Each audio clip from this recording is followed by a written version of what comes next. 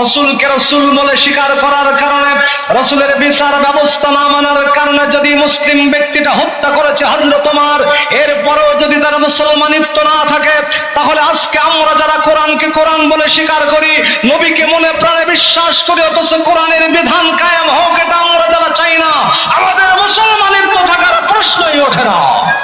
কোরআন নামক আলোর কাছে আসতে পারলে টিকটিকি যেমন আলোর কাছে আসলে পরে ভালো মন্দ খেতে পারে, পোকামাকড় খেতে পারে, যারা প্রকৃত ঈমানদার তারাও মনে করে পিচ্ছিল পথে আসার খেয়ে পড়ার পরে হাত ভেঙে যাবে, পা ভেঙে যাবে, তারপরেও কোরআন নামক আলোর কাছে আসতে পারলে পরে জান্নাতের মধ্যে জান্নাতি খাদ্য খাওয়া সম্ভব হবে। মান মাশা মা'a যালিমিন লিউকাউইয়াহু ওয়া হুয়া ইয়ালামু আন্নাহু যালিমুন ফাকাদ খারাজা মিনাল ইসলাম। কোন ব্যক্তি যদি জানে লোকটা হলো জালিম, তারপরেও যদি তার সমর্থন আর সহযোগিতা করবার জন্য বাড়ি থেকে বের হয়ে যায়, বাইহাকি শরীফের মধ্যে আখিরি জামানার পয়গম্বর দিনের নবী আমার বলেন, মান মাশা মা'a যালিমিন লিউকাউইয়াহু ওয়া হুয়া ইয়ালামু আন্নাহু যালিমুন ফাকাদ খারাজা মিনাল ইসলাম। বাড়ি থেকে বের হতে দেরি হবে, কিন্তু ইসলাম থেকে খারিজ হয়ে যেতে 1 সেকেন্ড দেরি হবে না। আল্লাহর নবী হযরত ওমরকে ডাক দিয়ে বলেন, ইয়া ওমর, তুমি একজন মুসলমানকে হত্যা করেছো। হযরত ওমর মাথাটা নিচু করে দাঁড়িয়ে আছেন, কোনো কথা বলে না। ঠিক এমন সময় আবার বললেন, ইয়া ওমর, তুমি কি একজন মুসলমানকে হত্যা করেছো? হযরত ওমর কোনো কথা বলে না। তৃতীয়বার আবার বলেন, ইয়া ওমর, তুমি কি একজন মুসলমানকে হত্যা করেছো? হযরত ওমর বলেন, ইয়া রাসূলুল্লাহ, ইয়া হাবিবাল্লাহ। সকলে বলছে আমি একজন মুসলমানকে হত্যা করেছি, ও আল্লাহর নবী। কিন্তু না না না, যে ব্যক্তি আপনাকে মানে অথচ আপনার বিচার ব্যবস্থা মানতে চায় না, ইয়া রাসূলুল্লাহ, ইয়া হাবিবাল্লাহ, কোরআন বিশ্বাস করে অথচ কোরআনের হুকুমত কায়েম হোক এটা যারা মানতে চায় না, আমি ওমর আমার দৃষ্টিকোণ থেকে তারা মুসলমানিত্ব থাকে না। ও আল্লাহর নবী, সকলেই বলছে আমি নাকি একজন মুসলমানকে হত্যা করেছি, কিন্তু না না না, বিবেক হলো সবচাইতে বড় জাজমেন্ট, সবচাইতে বড় বিচারক। আমার বিবেক বলছে আমি মুসলমানকে হত্যা করি নাই।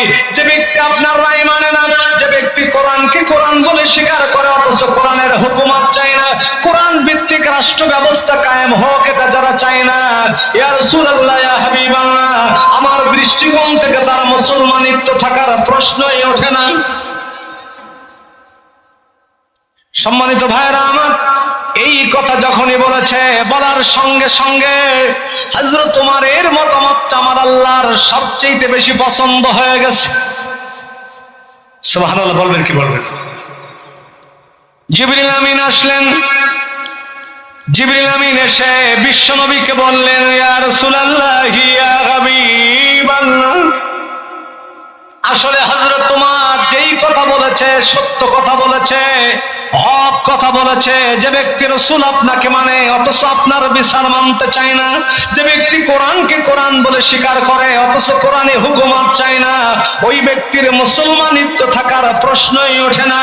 আল্লাহ এই ব্যাপারে কোরআনের আয়াত নাজিল করে আমাকে পাঠিয়ে দিয়েছেন। আল্লাহ বলেন, ফালা ওয়া রাব্বিকা, পড়েন, ফালা ওয়া রাব্বিকা লা ইউমিনুনা হাত্তা ইউহাক্কিমুকা ফীমা শাজারা বাইনাহুম সুম্মা লা ইয়াজিদু ফী আনফুসিহিম হারাজান মিম্মা কাদাইতা ওয়া ইউসাল্লিমু তাসলিমা।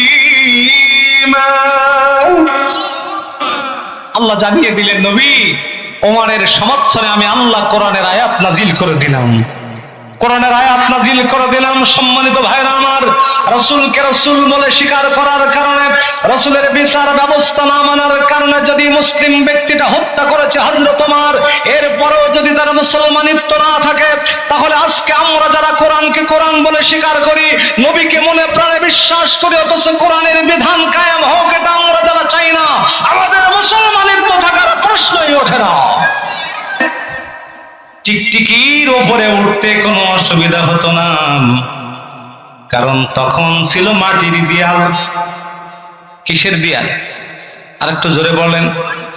মাটির দেয়াল বেয়ে বেয়ে আলোর কাছে যেতে টিকটিকির কোনো অসুবিধা হতো না। কিন্তু না না না, ডিজিটাল বাংলাদেশের মানুষ বলল আর মাটির দেয়াল চলবে না, এখন পাকা দেয়াল বানাতে হবে। পাকা দেয়াল হয়ে গেল যখন, টিকটিকি ওপরে ওঠা শুরু করলো, তখনও টিকটিকির কোনো অসুবিধা হয় না। কিন্তু একান্ত আপনজনেরা আমার, ডিজিটাল বাংলাদেশ এখন নয়, এখন স্মার্ট বাংলাদেশ। স্মার্ট বাংলাদেশের মানুষ এখন বলা বলি শুরু করলো, এখন আর পাকা দেয়াল চলবে না, এখন হতে হবে টাইলসের দেয়াল।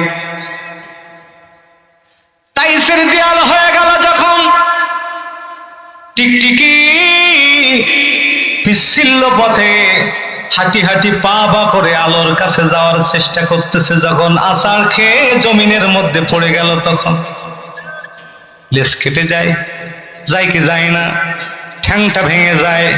তারপরেও কিন্তু টিকটিকি বসে থাকে না। টিকটিকি মনে মনে ভাবে, আমি পিচ্ছিল পথ মারিয়ে যদি আলোর কাছে যেতে পারি, তাহলে ওখানে পোকামাকড় আছে, ওইগুলো আমি খেতে পারবো। ভাইরা আমার, গভীর মনোযোগ দিয়ে কথাগুলো বলবার চেষ্টা করতে হবে। প্রকৃত ইমানদার যারা, ওরা মনে করে হাজার নির্যাতনের পাহাড় পেরিয়ে যদি আমার হাত চলে যায়, পাও চলে যায়, এমন কি আমার প্রাণ চলে যাওয়ার উপক্রম হয়ে যায়, তবু আমি হাজার বাধার পাহাড় পেরিয়ে টিকটিকির মতো কোরআন নামক আলোর কাছে আসবো। কোরআন নামক আলোর কাছে আসতে পারলে, টিকটিকি যেমন আলোর কাছে আসলে পরে ভালো মন্দ খেতে পারে, পোকামাকড় খেতে পারে, যারা প্রকৃত ইমানদার তারাও মনে করে পিচ্ছিল পথে আছাড় খেয়ে পড়ার পরে হাত ভেঙে যাবে, পা ভেঙে যাবে, তারপরেও কোরআন নামক আলোর কাছে আসতে পারলে পরে জান্নাতের মধ্যে জান্নাতি খাদ্য খাওয়া সম্ভব হবে।